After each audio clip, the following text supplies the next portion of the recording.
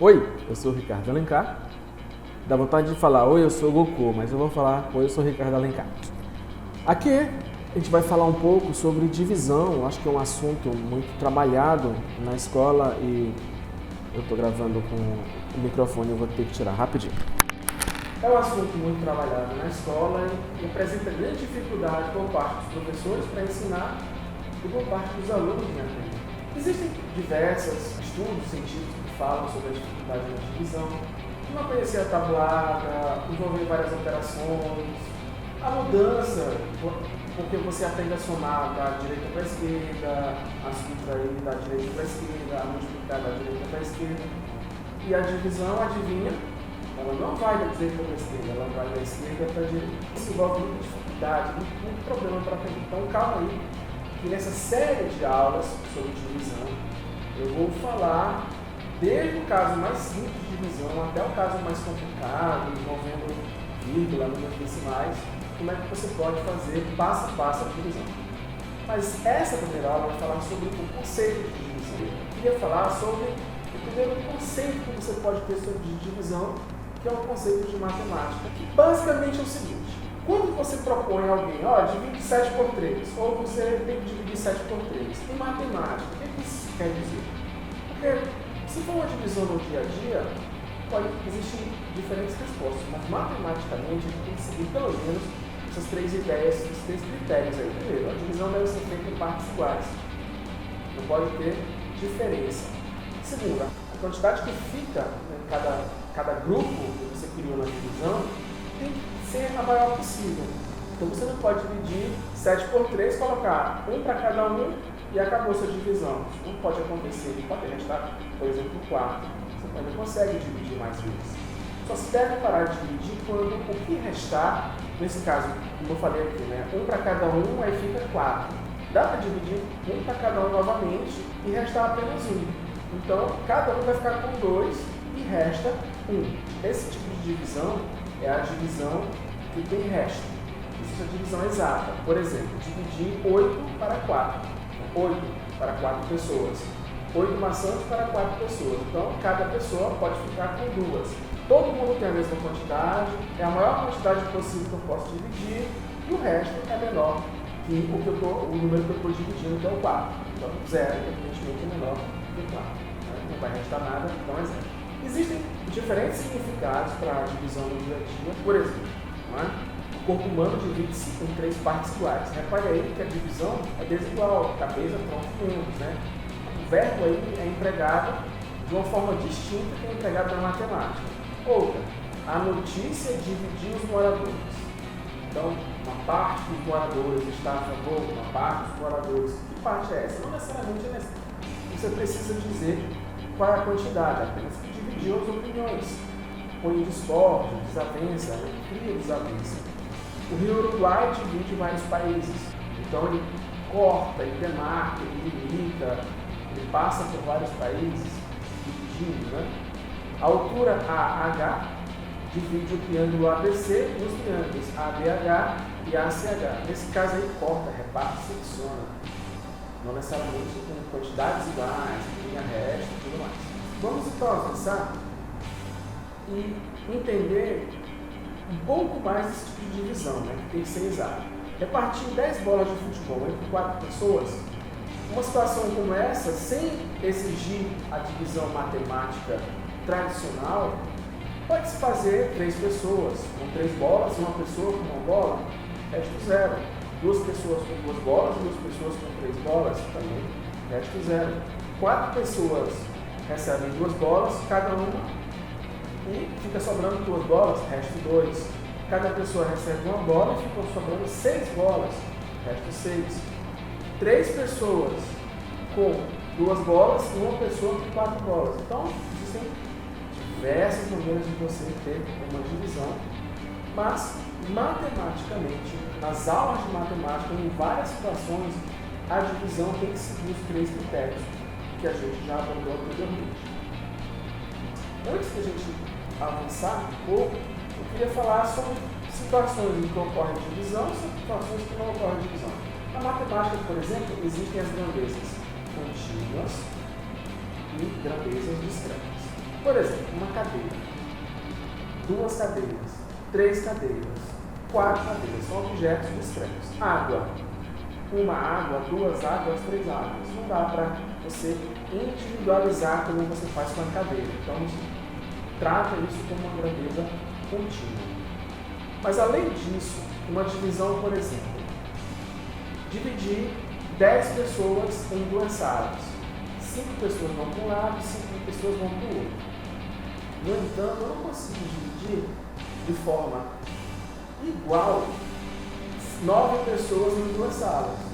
Vou ter 4 e uma pessoa, eu não vou conseguir partir essa pessoa ao meio e ela continuar sendo uma pessoa. Na verdade, vai ser um outro, né? Ou metade de um gordo de um lado e metade de um gordo do outro. Então, não dá para fazer essa divisão assim.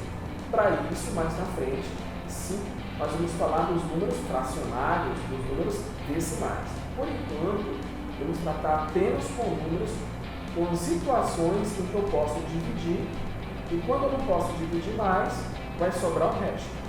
Okay? Esse aí é o conjunto dos números que a gente usa para contar, ou o conjunto dos números naturais. Dividir 8 pedaços de pizza para 5 pessoas. Se eu tenho um pedaço inteiro de pizza e vou dividir entre 5 pessoas, não dá para eu medir com exatidão valores desse pedaço. Eu vou conseguir dividir, eu vou conseguir fracionar, mas não vai ser parecido com como você divide o número de pessoas, como você divide o número de cadeiras, como você divide o número de maçãs. Esses números, que não podem ser fracionados, quando a gente fala dos conjuntos naturais, o conjunto que a gente usa para contar de forma bem simples, conjuntos naturais são esse conjunto, é o conjunto de números que a gente usa para contar. 1, 2, 3, 4, 5, 6, 7, na ausência é o zero. Eu até lembrei que o zero, que outros falam que sim, outros falam que não, é número natural. Não vou entrar nessa questão. Mas do zero em diante vão ser os números que a gente vai trabalhar nessa primeira sequência de aulas. E eu vou avisar quando a gente começar a falar dos números fracionários ou números decimais. Dividir em grupos ou quantos em cada grupo. Quando a gente está maior, é independente. Olha, eu quero distribuir 72 ovos em 6 cestos, de modo que não sobrem ovos, e todos os cestos têm a mesma quantia de ovos. Quantos ovos deverá colocar em cada cesto? Então eu tenho 6 cestos. Uma operação muito simples, se você não sabe a divisão, você pega um ovo, coloca no cesto, o segundo ovo coloca no segundo cesto, o terceiro ovo coloca no terceiro cesto, e assim você distribui 6 ovos em 6 cestos. Depois mais 6 ovos em mais 6 cestos. Depois você vai de novo, e de novo, e de novo, e de novo. Até reparar que em cada cesto vão ter 12 ovos, né? O que dá para entender aí? Que 72 dividido em 6 cestos dão 12 ovos em cada cesto. Tudo bem? É uma operação de divisão. 72 dividido por 6 dá 12. No entanto, guardar 90 ovos em caixas iguais é um pouco diferente. Por quê? Eu não sei a quantidade que eu tenho que colocar. A questão vai me dizer que cada caixa deverá conter 18 ovos. A operação aqui vai ser diferente. Não deve sobrar ovos. Quantas caixas são necessárias? A operação aqui é diferente. Por quê? Porque eu não vou colocar um. Eu não sei o número de caixas que vão dar. Quantos grupos de ovos vão dar. Mas eu sei que cada grupo, cada caixa tem 18. Então eu vou colocar 18 ovos na segunda caixa, mais 18 na terceira caixa, mais 18 na quarta caixa, mais 18, totalizando 90 ovos. Então eu vou usar 5 caixas. Na primeira situação, eu vejo quantas unidades cabem naquele grupo de caixa, naquela caixa. São 6. Na segunda situação, quantas caixas, quantos grupos são formados. Isso é uma diferença sutil, mas muito importante na questão de divisão. A operação, o que a gente chama de algoritmo, aquela forma de resolver a divisão, ela é única para os dois. No entanto, a ideia, o conceito que envolve a divisão é um pouquinho diferente. Você pergunta quantas unidades cabem naquele grupo, neste caso uma caixa. No segundo, quantos grupos serão formados com aquelas unidades, aquelas quantidades constantes. Muito bem. Existe uma relação muito grande entre a multiplicação e a divisão, principalmente entre essas duas operações, que alguns chamam, elas são operações inversas ou podem ser chamadas também de operações irmãs. Bom, 7 vezes 3, se você já estudou a multiplicação, entende que, por exemplo, seria 7 vezes 3. 7 mais 7 mais 7, 21. Ou 7 vezes 3, 21.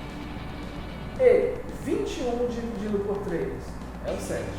É o 21 dividido em 3 grupos, cabem 7 lá. Né? Podemos simplificar dessa forma. É como se você levantasse e sentasse. Levanta com a multiplicação, senta com a divisão.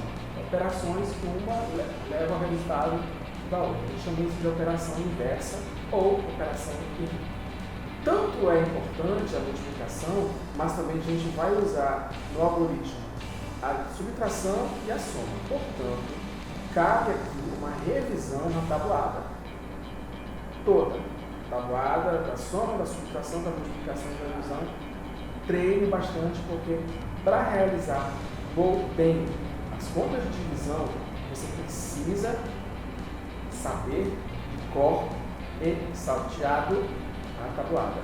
Você precisa decorar e ser rápido em responder a tabuada. Eu fiz um vídeo, vou deixar o link aqui na descrição, de como você pode melhorar a sua habilidade em tabuada, nas tabuadas, somar, subtrair, multiplicar e dividir.